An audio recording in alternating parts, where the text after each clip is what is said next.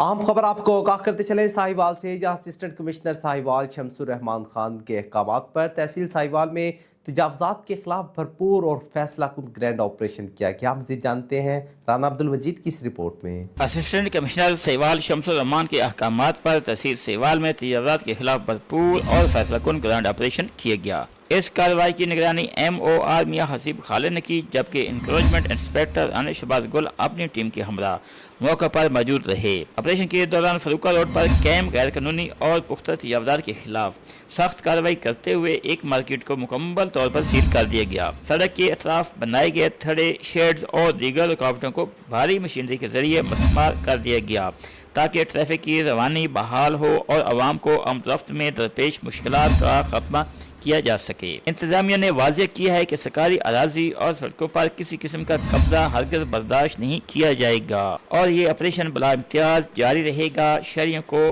भी आगाह कर दिया गया है कि वो फौरी तौर पर अपनी तजावजात खत्म कर लें, बसूरत दीगर सख्त कानूनी कार्रवाई के लिए भी तैयार रहें। साथी कैमरामैन के साथ राना मजीद, बिग न्यूज़, तहसील साहिवाल।